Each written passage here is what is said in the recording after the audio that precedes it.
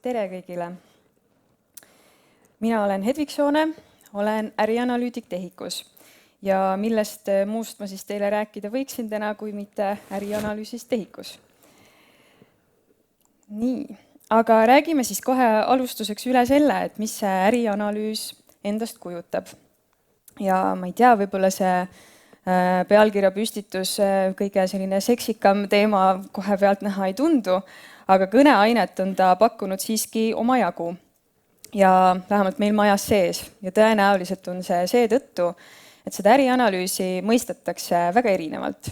Erinevates asutustes, erinevate inimeste poolt mõistetakse seda erinevalt ja ka seda, et mis küsimused siis sinna alla kuuluvad ja mis ei kuulu. Ja tegelikult mina julgeks öelda, et kõik küsimused ei kuulu sinna alla. On need siis sellised poliitikakujunduslikumad küsimused, täiesti sellised suured sisuküsimused, või õigusruumi küsimused võib-olla üldse, või juba sellised tehnilisemad süsteemianalüüsi küsimused. Nii et räägime siis läbi, mida meie TEHIKus selle all mõtleme. Ja ma kohe alguses ütlen selle ka ära, et kuna mina olen olnud TEHIKus tervisevaldkonnas ja tegelenud tervise infosüsteemi teemadega, siis sellest ärianalüüsi kogemusest ma räägin just pigem selles valguses. Aga kui mõelda, mis see ärianalüüs siis oma olemuselt on, siis sellest võib mõelda kui sillast, kus siis ühel pool on see niinimetatud ärimaailm, on meil lõppkasutajad oma vajadustega, on äriomanik enda ootuste ja eesmärkidega, visiooniga ja teisel pool siis on arendustiim, kes ehitab infosüsteemi. Ja tema siis tahaks teada, mida ta ehitama peab. Ja need kaks maailma tihti räägivad erinevat keelt, nagu siin enne ka välja tuli. Ja ärianalüüs siis peaks või võiks olla see sild siis seal kahe vahel, mis siis tõlgib need ärivajadused nii selgeks, et arendustiim teab, mida ta peab ehitama. Ja samal ajal, et see tellija siis tunneks, et tema probleem lahendatakse selle arendusega siis ära. Ja sisuliselt annab see ärianalüüs siis sisendi selleks, mis siis võimaldab seda visiooni ja ärivajadusi realiseerida ka siis IT-tasandil. Ja meie mõtleme sellest siin majas rohkem kui sellisest arendusprotsessi esimesest suurest faasist. Aga selleks, et see sild päriselt siis toimima hakkaks, on vaja aru saada, et millist ärianalüüsi siis tehakse parasjagu või millist on vaja teha. Sest seda, nagu ma ütlesin, mõistetakse erinevalt. Ja suures plaanis, toetudes ka meie maja kogemusele, võib ärianalüüsi jaotada niimoodi väga üldistatult kaheks. On siis selline võib-olla kontseptuaalse, üldiste teemadega tegelev ärianalüüs ja on selline arenduseelne, ikkagi konkreetse lahenduse nõuetele keskenduv ärianalüüs. Ja küsimus on selles, kuhu läheb see põhirõhk. Kas me loome alles seda kontseptsiooni ja tegeleme võib-olla selliste suurte riiklike kokkulepete saavutamisega või me ikkagi räägime juba konkreetsest lahendusest, selle lahenduse nõuetest, reeglitest, andmetest ja analüüsime just seda poolt. Ja on ka oluline aru saada sellest, kes on selle analüüsi põhilugejaskond. Ja kui korra veel võib-olla näitlikustada seda teemat, siis kontseptuaalne ärianalüüs võib-olla küsib veel seda küsimust alles, et kas me siis kasvatame lehma või me kasvatame hobust.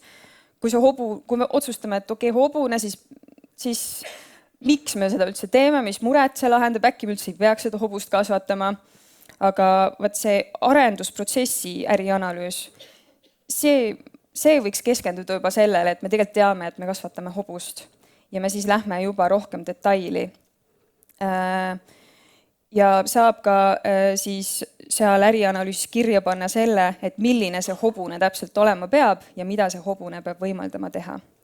Ja oma majasisestes aruteludes oleme me jõudnud selle tõdemuseni, et meie maja ärianalüütikud võiksid panna oma põhirõhu just sinna nõuete analüüsile ehk siis sellele ärianalüüsile, mis on arendusprotsessi osa.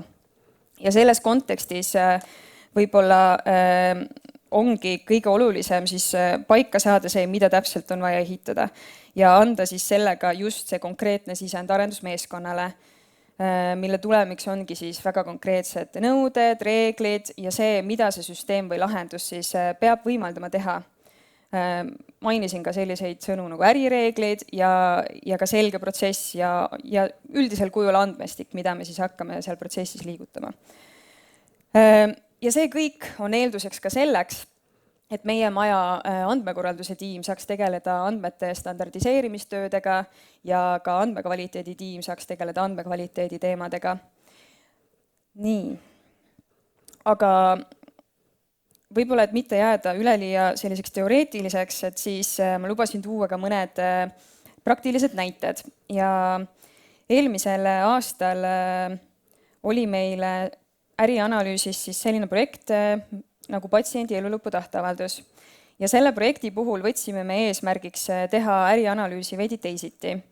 Ja võib-olla teisiti siis sellest, kuidas me varasemalt olime seda teinud. Ja mida me siis muutsime? Me kohe algusest kaasasime väga aktiivselt äriomanikku. Jagasime kohe alguses ära vastutused, koostöömudeli leppisime kokku ja seadsime ka mõlemapoolselt ootusi. Ja jälgisime väga täpselt seda printsiipi, et ärianalüütik on see, kes kogub sisendit, tema süstematiseerib ja vormib sellest siis sellised võimalikud lahenduse variandid, aga äriomanik on see, kes teeb neid ärilisi otsuseid. Ja seega see äriomaniku roll, eriti just ärianalüüsi faasis, mis peaks olema see sild seal nii-öelda kahe maailma vahel, ongi väga kriitilise tähtsusega.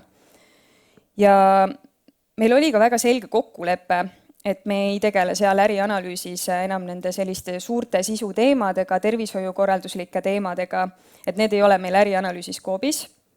Ja õnneks olid need ka suures osas selleks hetkeks juba läbi mõeldud.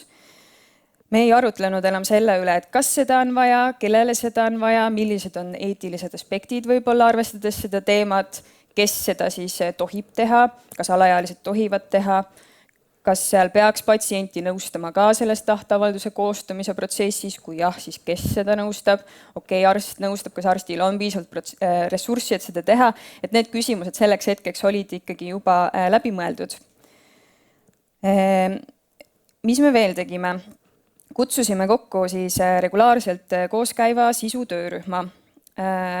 Just selleks, et seotud osapooled oleksid siis kokku lepitud ajal meil kättesaadavad. Ja see on äärmiselt kriitiline just tulevaste kasutajate vajaduste kaardistamiseks. Aga tihti see kaasamine ja nende poolt selle sisendi saamine on see kõige keerulisem ja aega nõudvam osa. Et tihti need olulised osapooled on väga ülekoormatud ja seega see kaasamine võib olla raskendatud. Ja seda tegelikult näitas ka meie PET-i kogemus, kus siis töörühma kokku kutsudes tuli meil ka neid küsimusi tegelikult erialaliitude poolt, et kas see on tasustatud töö.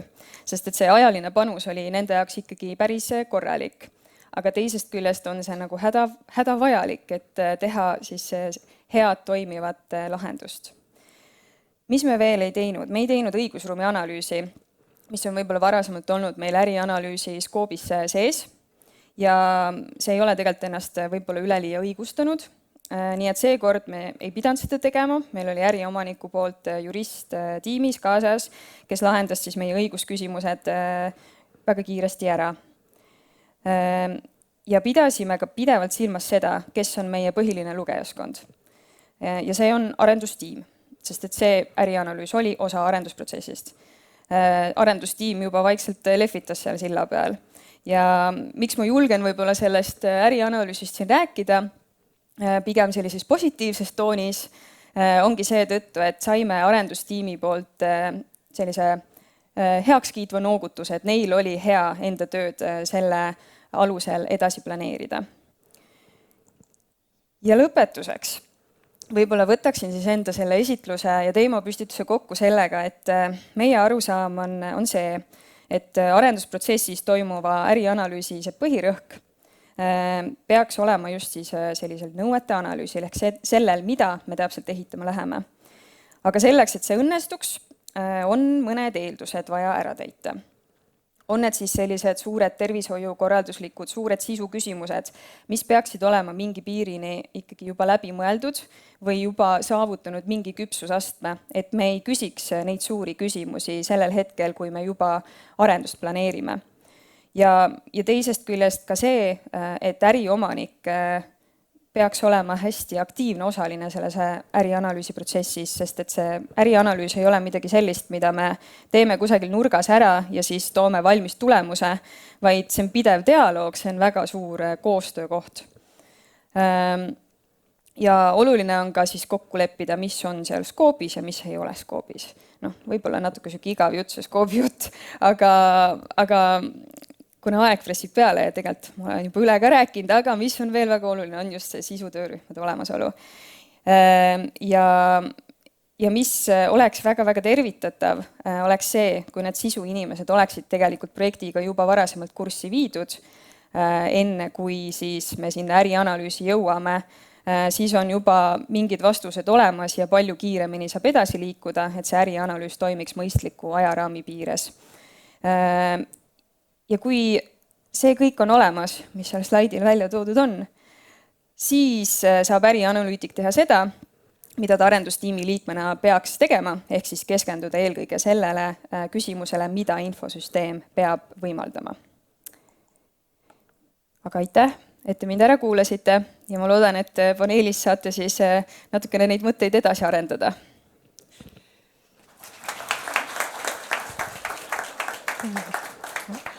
Aitäh sulle, Hedvig. Ma ühe küsimuse ikkagi tahaksin su käest küsida, kuigi ma tean, et sa tahad juba minna istuma ja paneeli kuulama, eks ju.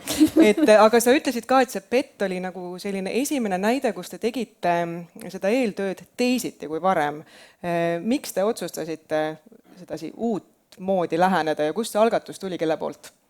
See algatus tuli tegelikult meie enda tiimi poolt, sest et me ise tundsime, et me peame midagi muutma, me peame oma protsesse üle vaatama ja me tegelikult ise ka tahame nautida seda, et me saame öelda, et me tegime head tööd ja et me näeme, kuidas siis liigub sinna arenduse poole edasi ja et tegelikult ju tahaks ärianalüütikuna ise ka näha, et päriselt hakkavad asjad valmima.